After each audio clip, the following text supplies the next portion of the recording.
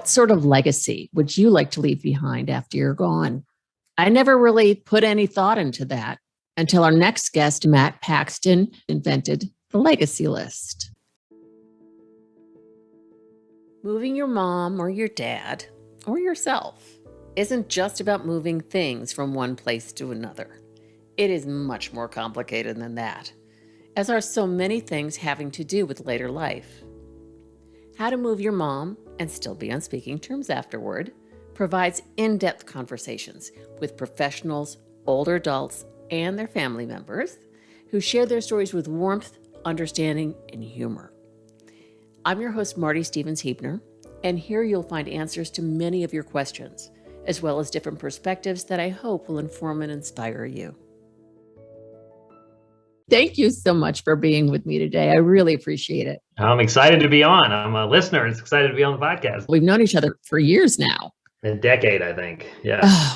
Matt Paxton is one of the top cleaning, downsizing, decluttering, and hoarding experts in the country.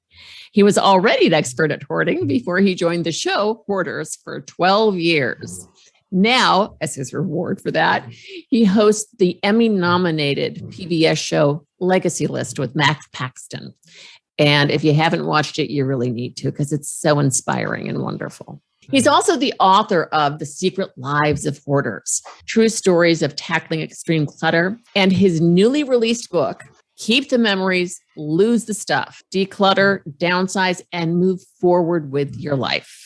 Matt lives in Atlanta, Georgia, with his new wife and 7 kids, or as Matt likes to point out, one more than the Brady Bunch. And I'm Alice. Exactly. Yeah. And his move to Georgia was a fairly recent one. And we'll get to talk about that later. Matt, I'd like to start out by asking, what's your favorite memory of your grandparents?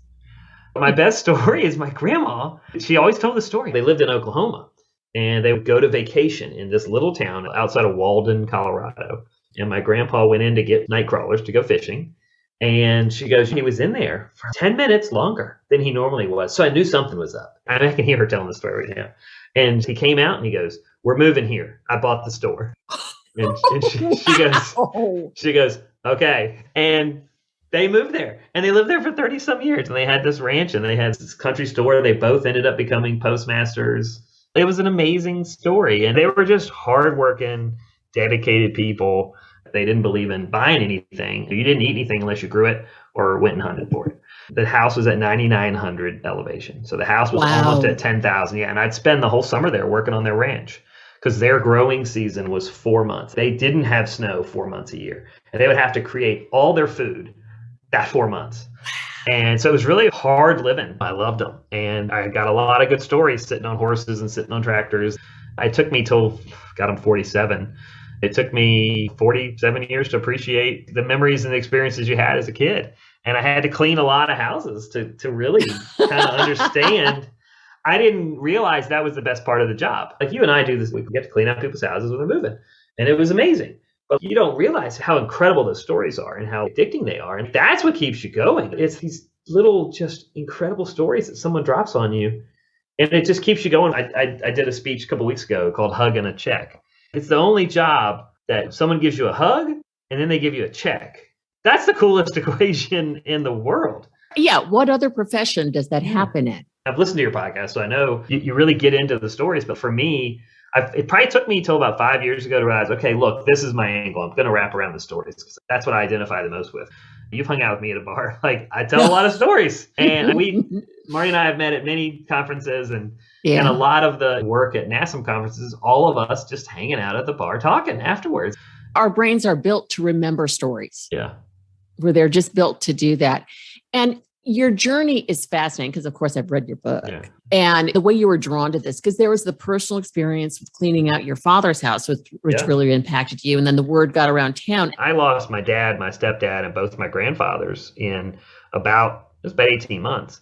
And so that farm I just told you about, I had to go clean that with my grandma. And I found all these notes from my grandfather. They lived there for 30 some years, just the two of them. And they would spend from November 1st, basically to March 1st, they were inside, just the two of them.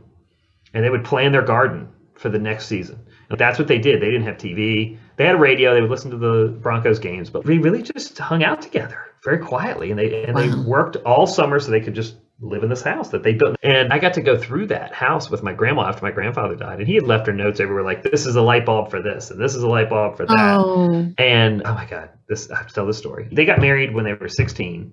My grandma wanted to marry him at 14. And could you imagine? And her mom wouldn't let her. And he was 86 when he died. So do the math. 70 years they were married. Wow. She never forgot that her mom didn't let her marry him at 14. I'll never forget. We're cleaning out the house and I'm in the basement, like basically with flashlights. And I find an old tackle box, an old fishing box.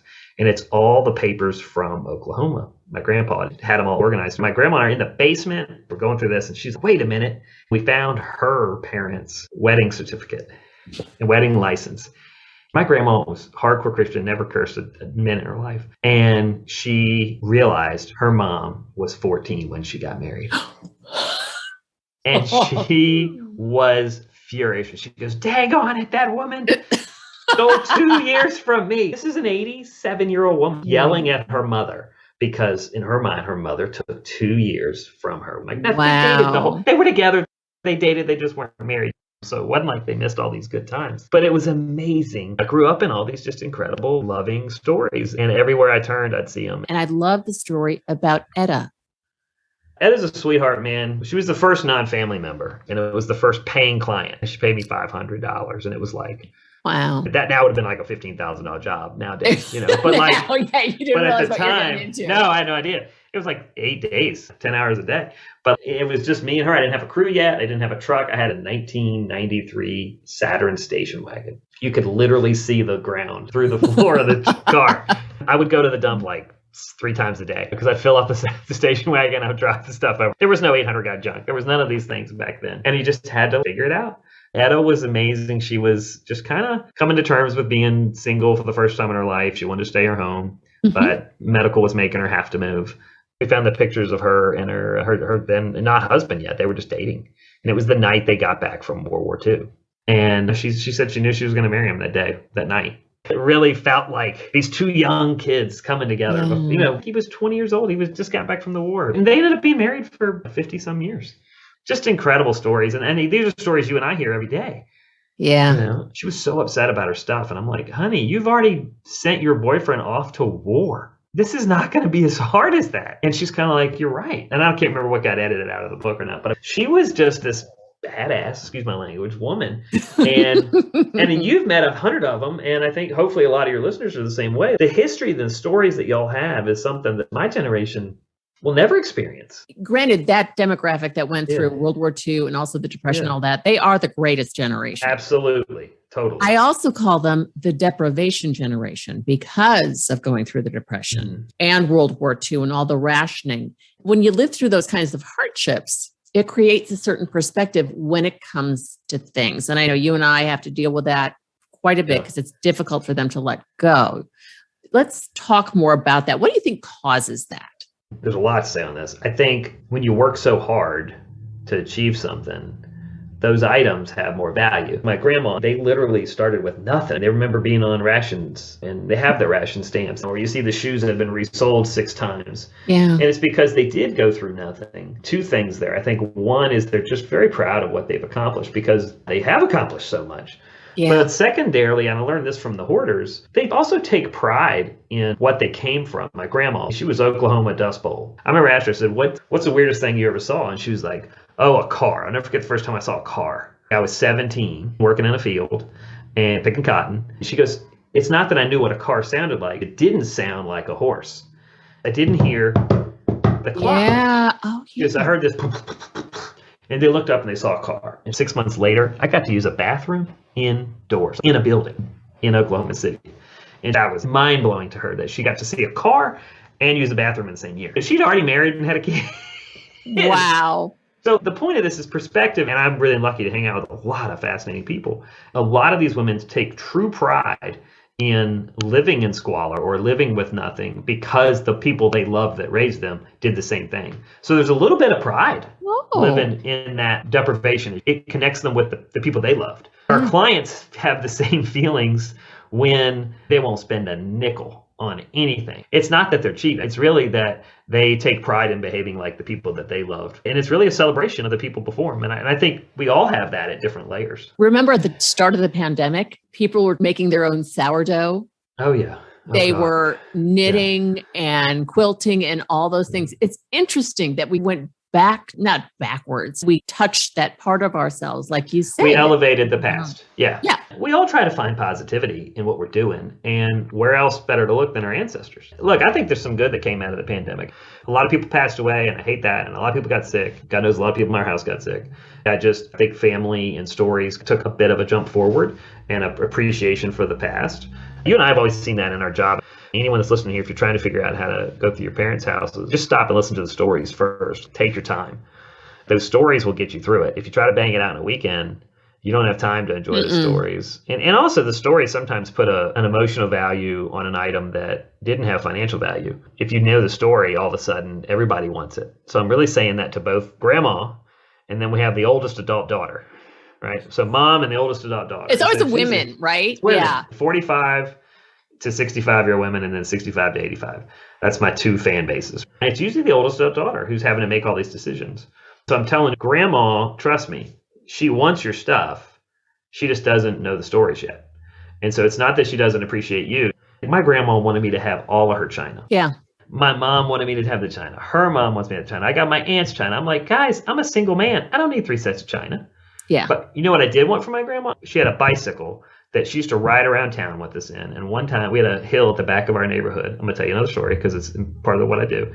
Oh, it's fun. We had this massive hill at the end of our neighborhood. It was about a half mile down. It was called Dead Man's Hill. And the folklore was someone died on it. Dead Man's Hill was like a Christmas Story type of legend to me. We would sled down it. And one year when I was 7 or 8, Nanny, so I call my grandma, her name is Nanny. She was probably 40 or 50 at the time. We rode our bikes and we were going pretty fast. And my brother and I hit our brakes.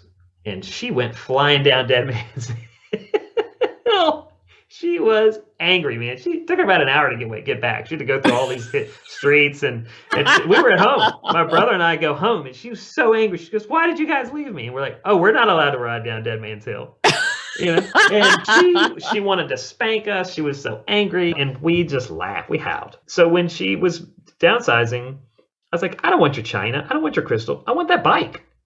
Right? Yeah. Because my favorite memory is of the damn bike, right? And it's not of the china. So that's what I tell both sides. For the moms, remember, you got to tell the story why that china matters. Because I might want the china if I know the story why it matters to you. It's the context. And then same thing to the kids. If you want that bike, tell your grandma why you want that bike. Because if she knows how much it means to her, she knows how much you mean to her. It runs both ways, doesn't it? Every time. I almost wrote 2 books. The original concept was it was going to be a 2-point review book. It was going to be for mom and for daughter. You would read each page, but you would read it from your perspective. And I couldn't do it. It was too hard. And no one would buy it. But it was, you'll see throughout the book, I definitely have some communication techniques in there that if you feel like I'm talking to you when you read the book, I am. Because either I've been there as a son or I've seen it as a client where I've seen it affect people. Because at the end of the day, when you're cleaning out someone's house, no matter which party you are, it's all about communication. It's interesting, too, when it's not necessarily the daughter or the mother. Sometimes it's just Matt Paxton who's moving and sounding like his own clients. Yeah, so middle of this book, I fell in love with this amazing woman, and I realized I had to move. It's very easy to give advice. It's very hard to take your own advice. I was halfway through my book, and I called my publisher, and I was like, dude, I'm moving. I got to downsize now. I think I got to put this in the book. I almost decided not to go. Like, it got so hard to go through my stuff because my attic was filled with divorce. It was filled with death. It was a shrine to people that I loved. It was avoidance to things that I didn't want to talk about. There was a lot of truth, not good truth in my attic. And that's one challenge about that room and your, space in your home. I love my wife more than anything in the world and the life we have now here with all 7 kids. But I almost gave up on it because I couldn't face all those awful things in my attic. I remember calling her and I was like, I just don't think I can do this. Now, my wife is a minimalist. So she goes, so you're going to give up on me and our life for stuff. Oh, and brilliant. Yeah. And I got to call you back. And it was like, and don't get me wrong, I struggled 3 or 4 different times. So that was the moment when I finally connected with my clients that I've been helping for decades. It was like, oh, that's why they're having such a hard time. It's I'm so having a hard different when time. it's somebody else's stuff. It's much easier to organize and move that than it is to do your own. You actually made me feel better about your own house. Good. Yeah, I hire Clear Home Solutions. In other words, I bring in my own staff to work with me. I had to do the same thing. Mike Kelleher from my TV show Legacy List actually had to come and help me do my attic, because one thing I tell everybody is you got to have an audience for a million reasons. It's one of my big tips. You got to have an audience. You can't tell a story to nobody. I've had families that have called me and been like, hey man, your advice was amazing. We now do a Legacy List night with our family, and grandma holds up items and tells a story and we record it. I'm like, oh, I love it. That wasn't the plan, but I love it. But I needed Mike to go through the house with me. So as my best friend and former employee of 10 years, he did. And what a lucky man I am to have that buddy, that friend. I guarantee there's someone listening right now saying, well, that's great advice, Matt, but I'm a widower and I don't have anybody. Let me tell you something. People at church, neighbors, friends, I guarantee you they're always offering help. And this is the perfect situation to take that advice. You say, you know what, old lady from church, I am going to take you up on that. I need you to sit on a chair and listen to my stories for the next 2 days. And I guarantee you they'll say yes. And you'll end up having a blast because the stories are amazing. That's the best thing about my TV show, Legacy List. I've gotten to travel the country. And I now believe you can do that show in any house in the country. Everybody really does have a story. And we had a family from Katrina on Legacy List this year. He was an NBA basketball coach. And they had just gotten there. They had to leave because of Katrina. And they're in their car. They're driving. They have everything that matters to them. Their 2 kids in 2 boxes. And he goes, it was sunny. We got on the bridge. 2 hours later, the water is almost up to the bridge. We still haven't moved. It's raining sideways. It's raining everywhere. And he goes, we're just praying to God to get us off the bridge. And one of the kids on my production crew was like, what's Katrina? That's so recent for you and I. But there's kids that don't remember it. Same thing with 9/11. Every item is attached to some point in history, whether it be family history or life history and world history. And I just think it's so important to tell the story, have somebody in the audience with you. And it doesn't have to be your best friend. I wish there was a volunteer service, honestly, where you could just do that. Exactly, because your friends and family are tired of hearing the stories. Mine are, I'll tell you that. They are done hearing my stories. Everything has a story. So I've just really become almost a preacher of tell those stories and you can let go of the items a little better. It makes such a difference. So how did you move through your move? Well, I had a really firm deadline and that was super important. My house sold real fast, like surprisingly fast. And I had about a month to clean up my home. I just really set a schedule and I was just cleaning, doing a little bit every night. I was also leaving a community that I had lived in my entire life, and my dad and my grandfather had both lived in my entire life. I lived within 4 miles my entire 47 years. I had to prepare to say goodbye to the community, not just pack up some stuff. It was very heavily emotional and had a few beers at my favorite places, had more ice cream than beer, I'll say that. And this was in the pandemic, so it was hard to say goodbye. There wasn't a big, massive celebration. You pointed out in the book that as you're getting ready to move, say goodbye to people at their homes or outside your home. You don't want to spend those hours having to prepare food and all of that stuff. I did have a packing party with a couple of good friends. We'd just be like, hey guys, I'm packing. Come over, help me do the kitchen tonight. And so I'd have 1 or 2 guys and we would just tell stories and we'd pack up the whole kitchen. And so I was able to use friends and wrap up that saying goodbye part as well. Everyone's like, dude, you're doing good. Right? I'm like, yeah, and I'm finally happy. It's such a joy to just be happy. My wife, Zoe, I knew she was worth the move. I don't want to underscore what a lot of our listeners are going through. They've lost that love. And so they're having to go to a new chapter in their life without that person. It was very easy for me because I was moving to a new chapter with someone new and solid. My grandpa always said, don't run away from something bad, walk towards something good. And I'll say that again. That's brilliant. Yeah, let's say that again. He said, if you're running away from something bad, it's going to be bad. If you're walking towards something good, it's going to be good. It's a shift of perspective. And so I try to tell people it was very simple for me to see what I was walking towards. I wasn't running away from anything. You and I get to see people that are moving to a senior living community or they're moving back to home to age in place with their adult children. And nobody can see that it's going to be great in a year. We just see what we're leaving. And there's no way for you to see what you're walking towards. Yeah. But I'm begging people when they read this book, I really hope you're able to change perspective and see you might be walking towards something better. You don't know it. But I promise you, if you give it 100% effort and you really try, it is there. It was literally like jumping. I was like, all right. Courage. Even when you're moving to Zoe and Love and the Brady Bunch +1. That was a gamble. Yeah. It was a jump. Yeah. I have this perspective on fear. Fear is our greatest ally. All it wants to do for us is help us survive. Even resistance, that's fear too. And the way I've changed my perspective is when I'm feeling that, I kind of bring fear over, sit it down and say, okay, what's going on here? You're putting me on alert for some reason. You're making me really pay attention, giving me that adrenaline rush for some reason. What is it? And if it's the old baggage, we don't want that stopping me. And in your case, like you said, your entire life was in 4 miles. But I was afraid of losing. Right. And now I have a daughter for the first time in my life. But like, I'm having all these new experiences because I took that leap. And you're right about fear. I mean, never thought about it the way you said it. If you're having it, what a lucky opportunity to look at yourself and say, what's really going on here? We blame stuff. It is never about the stuff, y'all.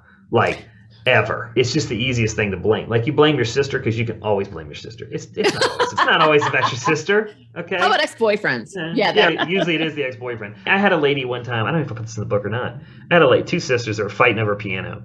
And one wanted it, the other one had been gifted it. Dad had died. They're just screaming at each other. Dad loved you more than he loved me. And she's like, you're right, he did. And they're saying hurtful stuff to each other. And finally she goes, I don't want the piano. I just don't want you to have it. And I was like, ladies, you are horrible to each other. Like, what is going on? And it eventually ended up about a boy when they were like 14. And I was like, You guys are almost 70. You guys have wasted 50 years over some loser. Let's look him up on Facebook. I made him look at what this Larry guy was now. You guys are fighting over this? And it really made him laugh. This guy's 400 pounds. You can split him. Finally, I was able to get him to be mad at him and not each other.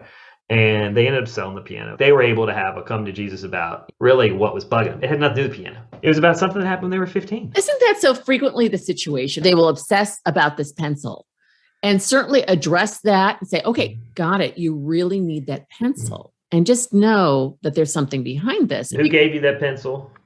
When did they give it to you? Where did you live when you got that pencil? And by the third question, we know what's up. I'm not saying this is a foolproof method. It doesn't work all the time, but It will get us started and it'll get us past some of the heavier parts. And what really is holding us, it's a pencil, y'all. Often, at times I'll be like, all right, I'll give you $100 for that pencil. And they'd be like, I don't want to give you the pencil. I'm like, you said it was $100. Here it is. And they'd be like, no. I'm like, all right, what's up now? Hey, I don't do that all the time, but I used to do it a lot. I would keep a couple $100 in my pocket for that exact reason. Because I don't think it's ever about the money, almost never. And it's rarely about the stuff. Now, there's a fine line. If you're the adult child helping, maybe mom's not ready to talk to you about all that stuff. Maybe she doesn't know that she can. We come across some very private stuff, too. A lot of people know my background. I had a big gambling addiction, and I lost everything gambling and had to start over at 25. I'm very open about it. I totally thought one time, I wonder how much I can get for being a prostitute. And I found out, and I was like, oh, God, no. I'd rather just go bankrupt. But I went to a really low place. And I'm like, guys, I know you're upset about this China, but I almost prostituted myself to pay off a gambling debt to a bookie. Yeah. They'll be like, that's horrible. I go, yeah, it is. It's horrible. What you're going through isn't half as embarrassing as that. And then they start to tell a story that they're going through. You have to give somebody maybe a little freedom to tell their story because their story, what they're hiding is holding them back. It's really the emotions attached to the stuff that holds us back. In Legacy List, you had the opportunity to work with a family who had quite the civil rights background. Yes. Very much. And so. Going through those photos, that was a very intriguing process that you wrote about. This family was an African-American family that had some of the first people in the 1900s at Howard. They had a business college in Brooklyn in 1908, specifically for African-American families. They had a lot of African-American history. The most amazing one was they had a family photo, a 4-generation photo of great-grandma, grandma, mom, and daughter. All 4 women, 4 generations. Grandma was enslaved and then freed. In fact, she had a bracelet in the picture. And we actually found that bracelet in the house when we were cleaning it. The family never knew that bracelet was in that picture. And so the formerly enslaved grandma was wearing that bracelet. And she was like, look, I can't give away these pictures. Like, I got to go through them. And I was like, you're exactly right. You have an extreme situation where a very well-documented family. His father was one of the first African-American men on a mixed Navy ship during World War II.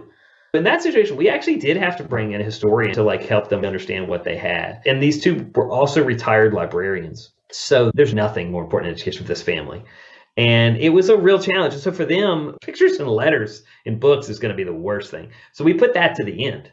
Right? Because it was so extreme. It was so much important things for them. So it was really easy to go through the garage. It was really easy to go through the entertainment room. It was even easy to go through the bedrooms. I normally save bedrooms for last because it's the most private room. But for them, it was the study, man. It was the library. That was their hardest thing. And then we were able to bring in a professional photo organizer for them on that because that was above my skill set. A lot of us have not really lopped into professional photo organizers, and they have skills and techniques that can help you get through your photos a lot better than even I can. And so for me, the moral of the story here is no matter where you are, there's probably a professional in what you're getting stuck with. Just make sure the person knows what they're doing. And the organizers have taught me, back up your backup, have a backup of all your pictures digitally, and then also have another backup of that on a flash drive and have that stored somewhere else, like in a safe or something. I love that you developed this idea of the legacy list. I've watched your show, and reading the book has inspired me to really think of that for my own life. And actually, I was going through things in my office, my home office, and I came across this notebook full of press clippings from a company called Rebags, which was the company I had prior to Clear Home Solutions. And there were all these press clippings. And I said, that's part of my legacy. So what kinds of things come up most frequently when people are putting together their legacy lists? So legacy list is really a list of 5 or 6 items that will define your family story and your history. It's really meant to be like, how am I going to be remembered? It originally started when I first started cleaning out houses. I started doing a technique where I'd be like, hey, look, if your house catches on fire, what do you want to say? If your house catches on fire, what do you have to have? I'd give them a piece of paper and I'd say, just write down the items you have to have. They would write like 100 items. And I'd be like, great, your house is on fire. And I would pull out a stopwatch. You got 30 seconds. Go find them. And they could never find any of them. And then through the years, that kind of progressed to what's the most important items? What's going to leave your legacy? And what I found was it was never financially valuable items. It was emotionally valuable items. Look, if it's that important, why are we not showing them? Why are we not displaying them? Rarely is it something that the person I'm asking has done. It's usually stuff from your mom, not you. And so I've tried to encourage people, remember, this is going to be left for your next generation too. And so what are they going to know about you? You don't want it to just be about a great grandma that they never met. Both of my grandfathers were 2 of the most important people in my life. When I was 24, I lost every man that raised me. I have 6 boys. None of them ever met my father or any of my grandfathers. And so they don't care. I'm the only legacy they're going to know. I do have a cookbook from my mom. She put it together, and it's all my grandmother's recipes, my great-grandmother's recipes, both my other nanny's recipes, my mom's recipes. And so I have every recipe from like pretty much every woman that's ever raised me. And here's the best part. It's handwritten. And so it's actually the writing of all these women I remember. And it's so cool. That's one of my favorite things is when I find a note from someone that mattered to me. That was my grandfather's signature, and I get really excited. Oh, yeah. And so I had that's one of the main things on my legacy list because it's all these foods, which by the way, I found out they're incredibly unhealthy, all of them. And anything that starts with 2 sticks of butter, it's just probably not something you should do. Everything in my mom's cookbook is get 2 sticks of butter, and then it goes on. But that to me is a legacy that'll live on. And now one of my boys cooks out of that book. And so I get to see my son cooking with my mom out of that book. And he's cooking recipes that my grandma made. And that's a great example of Thanksgiving. Like I love watching my son cook something my grandma first made me. And they didn't even know each other. So to me, that's a legacy list item. I really encourage people to find things like that and keep it to 5 or 6 and then display them. You got to make space. People got to see them. They're meant to be shared. When you have people in your home, people are going to see it and say, hey, what's that? And so a lot of people say, well, I don't have space for it. And I go, then it's not a legacy list item. We got to make space for it. You got to be able to display it and share it. And I promise you, your friends will love the stories. They want to hear it. It tells you where you came from, and it tells you who you are, and it tells them where you're going. The kids will put a higher value on them before you pass away, not necessarily after. You have these things that inspire you and have such deep meaning, and they're in front of you and you can see them. And each time you look at them, be re-inspired. Yeah. That's what I want. And like one of the things is just know where you're going. I always want to know, not physically where you're going, but emotionally. What's the point here? I'm on a diet right now, like aggressively. I'm walking 5 miles a day. The healthiest I've been in probably 10 years, honestly. And it's because my son asked me, are you going to be a grandpa? And I said, what do you mean? Your dad died when he was 52. You're 47. I'm going to be in high school if you die when you're 52. He goes, are you going to die when you're 52? And I was like, I hope not. And he goes, well, like you drank all that soda and you always eat candy. You say it's bad for you, but you still do it. And he goes, Dad, you want me to clean my room. You won't even stop drinking soda. I want you to be a grandpa. Oh, well, I'm in tears. And he's totally right, by the way. And I was getting ready to come out and promote this book. And I was just like, who am I to tell people what to do with their stuff if I can't get my own crap in order? And so here's the point. I want to be a grandpa. And so I have on my wall a piece of paper that says grandpa.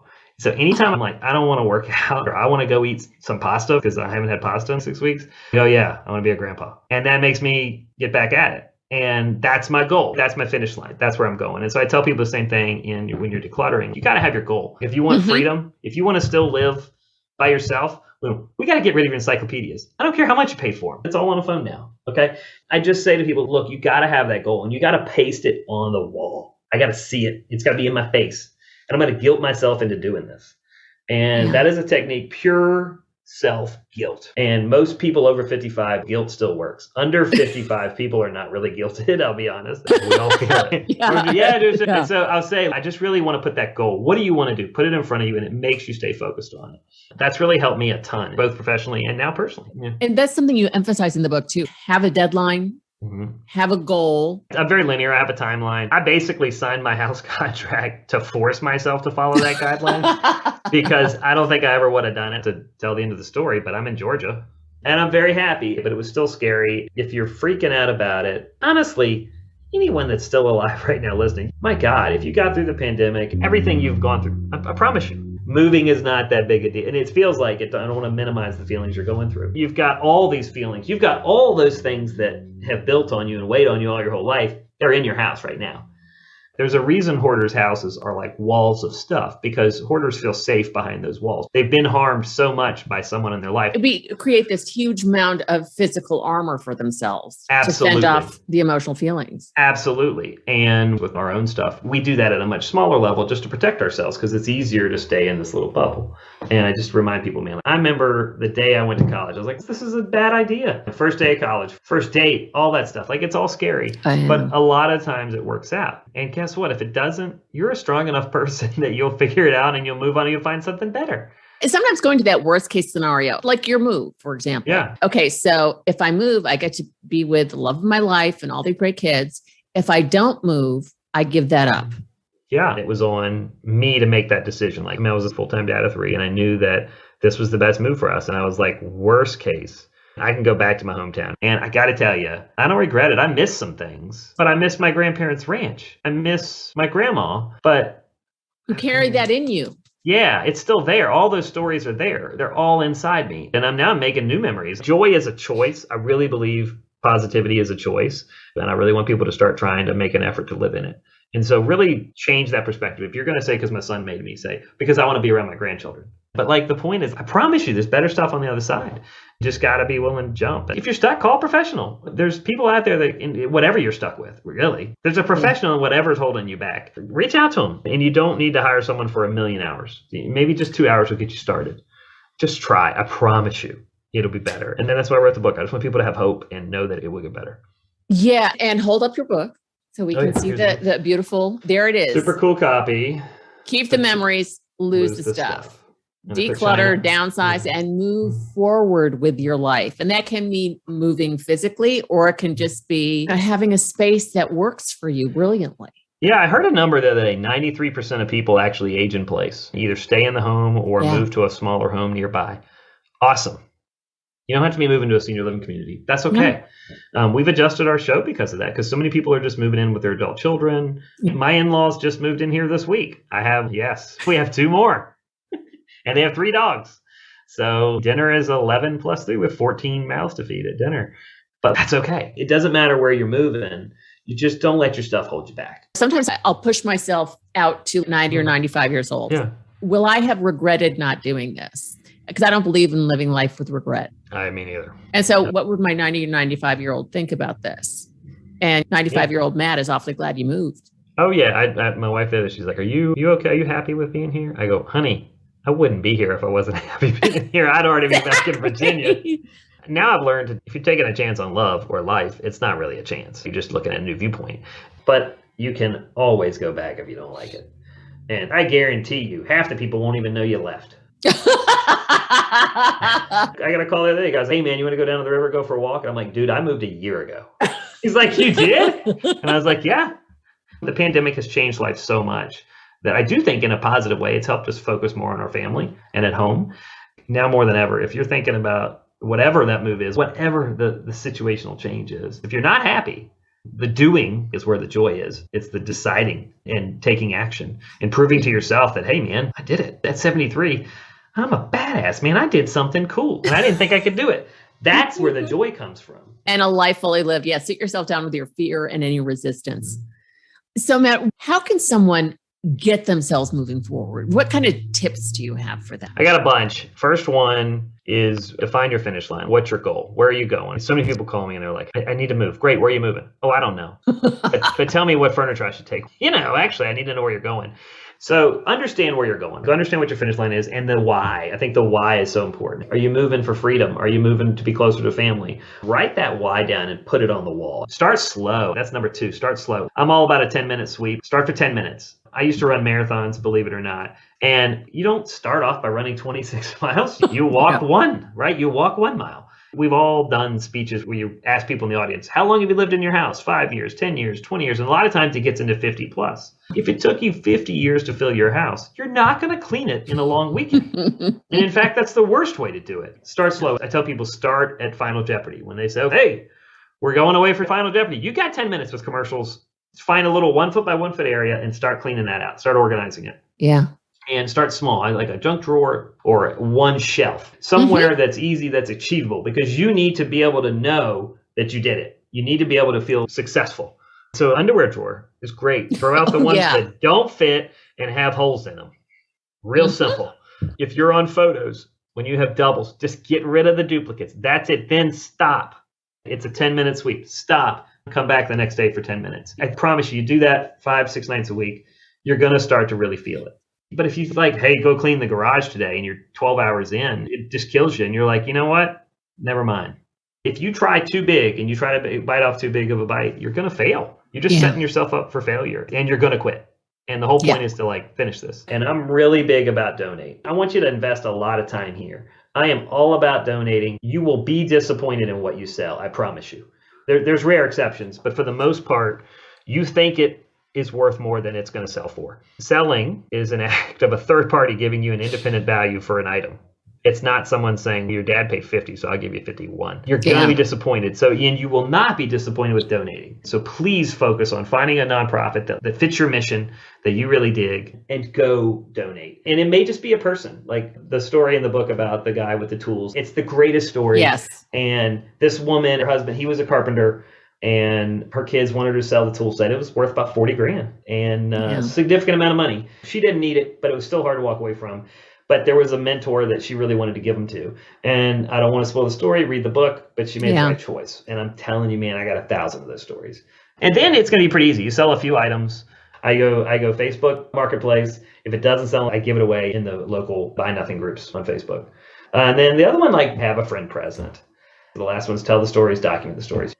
Please hit record. Everybody's phone has a recorder on it. Hit recorder, and then you'll be able to just tell the stories, man. And you can hear some amazing things. And it's not that expensive to get them transcribed. No, not at all. I'm really big on video now. When families started doing these Zoom legacy lists, it puts grandma on camera, and it puts a timestamp on everybody. I really love that grandmas are doing this now. It blew my mind that people were doing it. But they're sharing stories once a month or every other month. And they say, Grandma, tell us about this, tell us about that. And think about this, in 20 years, we're probably watching it on a headset that's implanted in our head. But someone's going to watch it and be like, dude, look at Uncle Tommy. He had hair. Or he had blonde hair, not gray hair. Or gosh, I found a picture of my dad the other day. And I was like, guys, this was my dad. This is Grandpa Ed. And they're like, he had an earring. I'm like, yeah. And they realized I had an earring. I was like, yeah, actually, Grandpa Ed, my dad, the day my mom got remarried, the day before, my dad took us all out to get earrings. My brother, myself, and him got earrings. So now, at the time, I thought it was really cool. In hindsight, what a horrible move for my dad to get us all earrings. But there was a story, and I still have a hole in my ear for the rest of my life. But get those stories, because I promise you, they're going to actually give you joy, and it's going to help you get through this process. And then you're going to find out that some people want the items now because the stories. And that's my tips. And buy my book. That's my last tip. Yeah. Do yourself a huge favor and get a copy of Keep the Memories, Lose the Stuff, Declutter, Downsize, and Move Forward with Your Life. It's wonderful. While you're at it, get a copy for someone you love because they'll appreciate it. Or just buy one and give it to them. You read it and then give it to them. Yeah. Because I don't want to clean up 2 copies in your house in 15 years. I want to find 1 copy in your house. Or get the Kindle or the Audible version. However you consume the book. I hope it'll help you and give you some hope and some focus and some joy. And there's vital information there. There's lots of resources. Yeah. And the thing is, the resource section. That's the best part of the whole book. And most people that are interviewing me have not gone to the end of the book, so they don't know about the resource section. So here's the best part. It's got the top 100 items that people always call in and ask me about. I collaborated with AARP on this book, and I've done a lot of online classes for them. I get thousands of questions when I do those classes. And so we took the 100 top items that people ask about, piano, china, whatever, and I tell you where to donate it or where to sell. So if you're in a hurry, you go to the back and just be like, oh, piano, where do I go? And it has all the charities you can give your piano to. And then after that, junk removal, movers, cleaning company, cleaning supplies, any supplies that I think you might need, it's all there with their websites. The updated version is on mylegacylist.com, the TV show website. If you're going to try to do it yourself, we've done a lot of the work for you. It's all there. If you need a move manager, you're going to go right to NASM and find your local move manager. And NASM stands for National Association of Senior and Specialty Move Managers.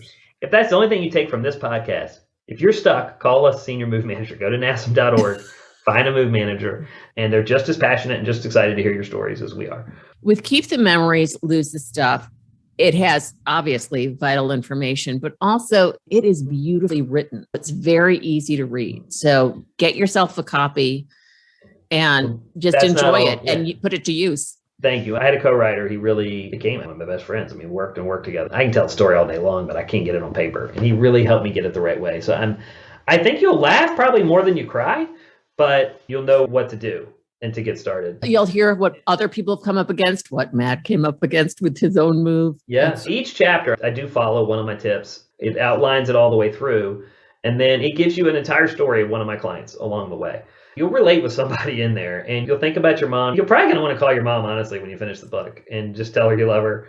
And if you don't, you probably should. Or go over and visit, listen to stories and hang out. Thank you for taking the time to be here. It's just great. Thank you for doing this podcast. It's the podcast that need to be made. And I love listening to it as well. Thank you for that endorsement. I appreciate it. Thank you so much for listening to How to Move Your Mom and Still Be on Speaking Terms Afterward. Please visit howtomoveyourmom.com for more information about this episode and for additional podcast episodes featuring other extraordinary guests and conversations. Until next time, this is your very grateful host, Marty Stevens-Huebner.